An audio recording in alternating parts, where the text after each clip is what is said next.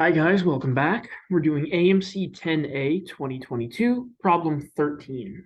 So for this one, again, I kind of wrote out my work ahead of time just to make life a little bit easier. And sometimes my computer acts a little weird, so I figured just have it written out already. So you'll notice this one's just a lot of algebra. I actually tried to simplify it as much as I possibly could.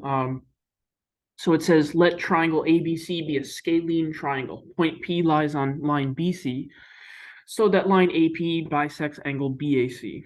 The line through B perpendicular to line AP intersects the line through A parallel to BC at point D. Suppose BD equals 2 and PC equals 3. What is AD?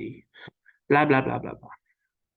So what does all this say? This says that if you have a scalene triangle ABC, as I've drawn here, right? You can draw the line AP, which will bisect the angle BAC. So this angle will be equal to this angle, as you can see I've drawn here, right? Right, this angle equals this angle, right? Then we have the line through B perpendicular to AP. So therefore, this has to be a right angle, right? It creates a right angle to line AP. Intersects the line parallel through A. Sorry, the line through A parallel to line BC, as I've indicated with these red arrows, intersects at this point D down here, right? Now BP is equal to, right, so BP is equal to 2 and PC is equal to 3. What is AD? Okay, so in order to do this, what I did was I set up a couple of variables, right, or lengths. First thing I noticed is that this triangle AB, I didn't really give this point in here a name. I guess I can call this point like this point in here, right? I guess I could call that E, right, just to give it a name so that you can know what I'm referring to, right?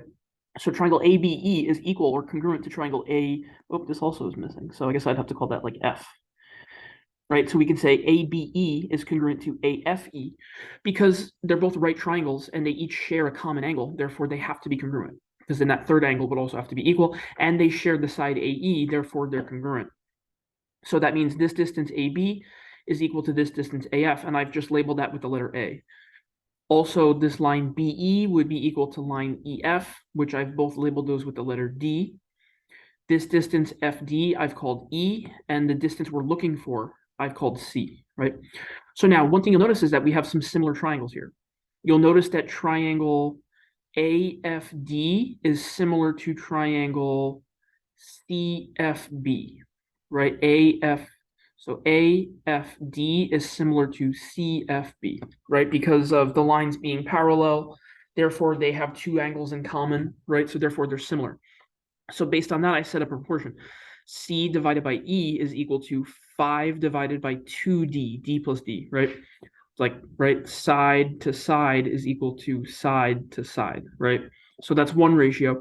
Another ratio I set up is this one, which is C divided by D plus E. So now I'm looking at triangle ADE and triangle ADE and PBE. So ADE, PBE, right? This triangle here, this bigger triangle here, right? And then this little triangle here are also similar for the same reason. Parallel lines, therefore two angles are equal, right?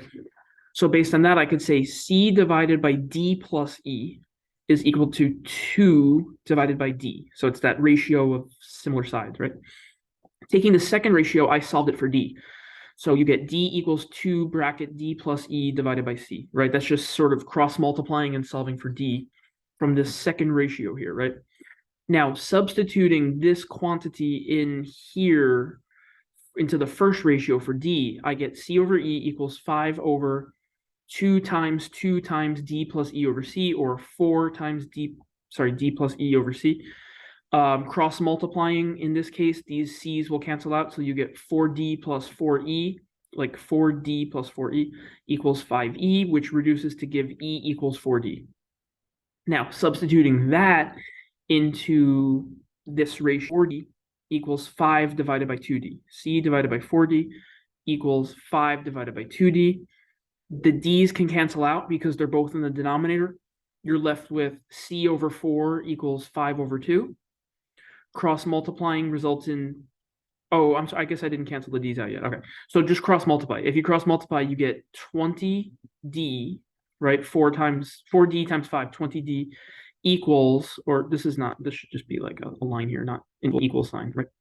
Um, D's cancel out on both sides. You're left with 2C equals 20, therefore divide by n, which is answer choice C.